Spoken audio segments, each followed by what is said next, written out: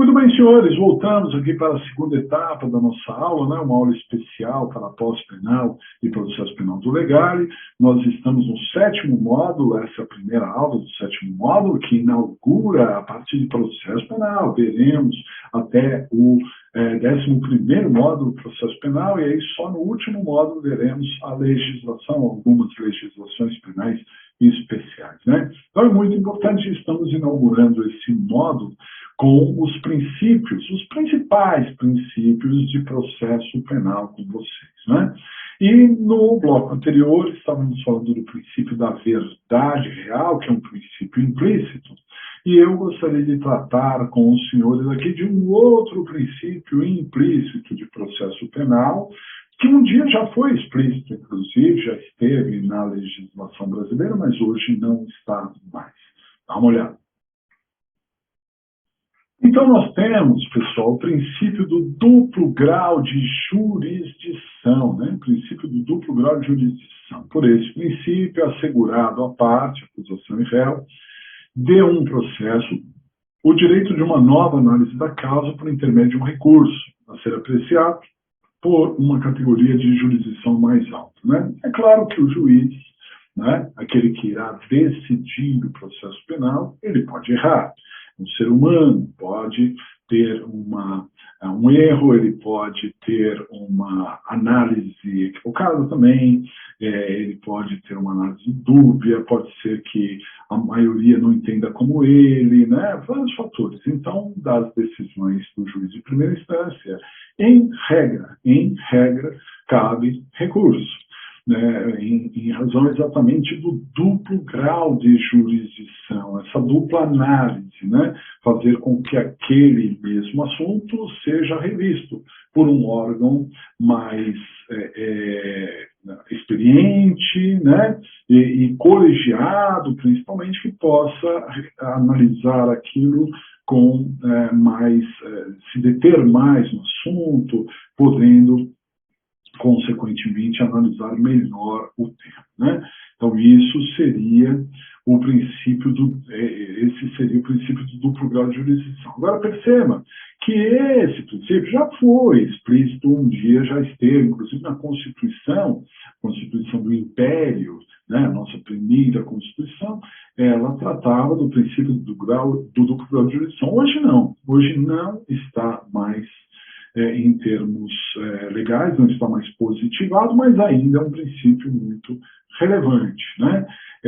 E um princípio que a gente tem que analisar de todos os ângulos, porque, por exemplo, quando se fala do pré-questionamento, que é assim, essencial para a subida, né, do recurso especial para o STJ, para o recurso extraordinário para o STF, esse pré-questionamento segue rigorosamente o duplo grau de jurisdição, porque eu não posso questionar uma matéria no STJ, uma matéria no STF, que não foi anteriormente analisada, questionada, né, discutida, acima de tudo, nos tribunais inferiores, né? Então, eu preciso pré-questionar a matéria, preciso discutir a matéria, preciso esgotar a matéria, saber a opinião do tribunal chamado de ACO, que é o juízo recorrido, né, para então se buscar uma análise do juízo ad quem, que é para quem se recorre. O duplo grau de jurisdição tem a ver com isso. Agora, também vale destacar que o duplo grau de jurisdição não é absoluto. Nem sempre haverá o duplo grau de jurisdição, né? Devemos, por exemplo, considerar que, em razão da prerrogativa da função, algumas pessoas são julgadas diretamente no STF. Por exemplo, a Constituição Federal, no artigo 102, diz lá que algumas pessoas devem ser julgadas no STF diretamente. Essas pessoas que são julgadas no STF não terão duplo grau de jurisdição. Não, porque não há nenhuma jurisdição acima do STF. Lembro quando nós tivemos o primeiro, talvez, grande processo penal no STF, né, que foi aquele processo do mensalão, Claro que antes já houve outros, mas o primeiro grande, assim, conhecido, acompanhado nacionalmente, podemos dizer que foi o do Mensalão. E aí alguns deputados que foram julgados lá diziam, né, ali para as suas a sua plateia, vamos dizer, que iriam recorrer ao Tribunal Penal Internacional, que isso, que aquilo. Não, o Tribunal Penal Internacional não está acima do STF, é uma jurisdição outra, né? Vai julgar crimes contra a humanidade, não tem nada a ver. O último grau é o STF, quem é julgado pelo STF não tem como recorrer a uma instância superior. E não há problema nenhum nisso. Inclusive o próprio STF, na súmula 704, disse que a atração pela conexão ou continência, né, de um réu que não tem foro de prerrogativa da função, pelo aquele outro que tem, por exemplo, no Mensalão, tinha deputados que deveriam ser julgados no STF, e tinha pessoas comuns, que não tinham foro privilegiado, mas que deveriam ser julgados pelo STF por conta dessa atração que a continência traz. Falaremos desse tema, né, de conexão e continência aqui com vocês, né, oportunamente. Mas então, aí eu dizia da súmula 704, em que o próprio STF definiu que aquele que é atraído ao STF, mesmo que não esteja previsto numa competência originária, não tem nenhum prejuízo, não fere essa atração, não fere nenhum princípio constitucional, né? Porque algumas pessoas, para fugir do então ministro, né, Joaquim Barbosa, que era muito rigoroso aos olhos de algumas pessoas, não queriam ser julgados no STF, queriam ser julgados na primeira instância. Poxa, eu sou uma pessoa comum, eu sou do povo, como diria Biquíni Cavadão, eu sou o Zé Ninguém, né? Então eu quero ser julgado na primeira instância. Por quê? Diziam essas pessoas que, ao serem julgados na primeira instância, teriam condição de recorrer à segunda e, eventualmente, chegar ao STF, ao STJ, dependendo da situação, e sendo julgado diretamente no STF, não teriam essas possibilidades, né? E o próprio STF disse, não tem problema nenhum, nada, né? Não fere nenhum princípio, não fere o juiz natural, não fere a ampla defesa, não fere o contraditório, né? Porque realmente a pessoa terá, mesmo sendo julgado sem direito ao duplo grau de jurisdição, sob o manto de todas as garantias constitucionais. Perfeito? Legal? Duplo grau de jurisdição? Muito bem. Outro princípio, ainda um princípio implícito, não é explícito, é implícito, é o princípio do favor rei. Nossa, como é importante esse princípio do favor rei, ou do favor libertatis, né? Mais conhecido como indúbio pro réu, a dúvida pesando a favor do réu, né? Princípio do favor rei, pessoal, diz aqui, ó, a dúvida deve pesar em favor do réu.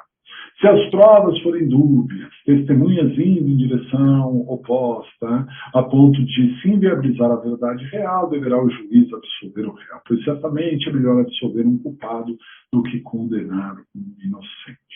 Muitas pessoas acabam se apegando ao princípio do favor rei, especificamente por conta dessa dúvida, né? Na hora do juiz decidir se condena ou se absolve, dizer que a dúvida pesa em favor do réu. E é fato mesmo, né?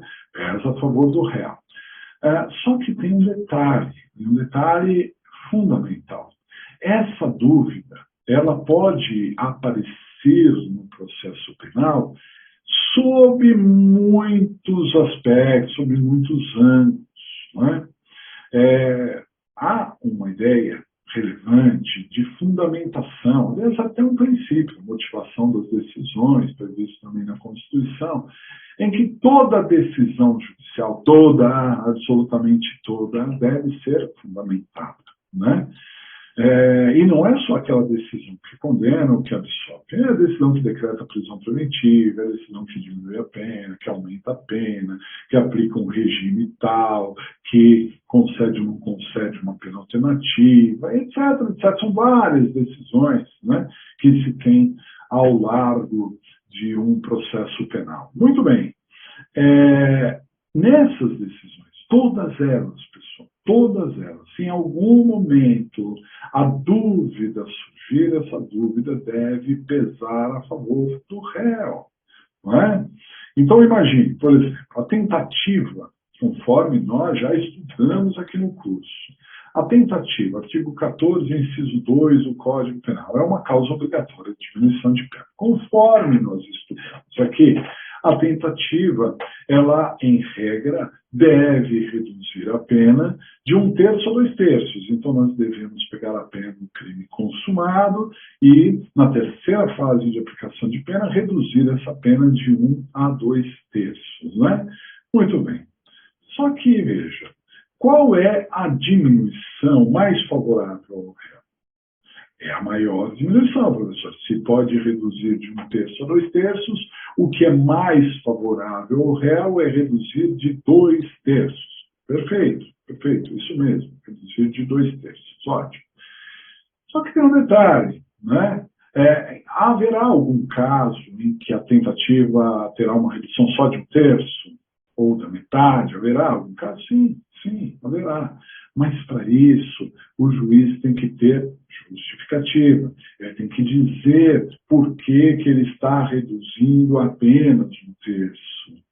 Em outras palavras, se o juiz não tiver motivos, se ele não tiver nenhum elemento concreto que possa demonstrar que, na verdade, aquela redução tem que ser o mínimo possível, né, no patamar apenas de 1/3, se o juiz não tiver elementos para isso, ele deve reduzir o máximo possível. Por quê? Pelo princípio do favor rei, ou favor libertatis, né?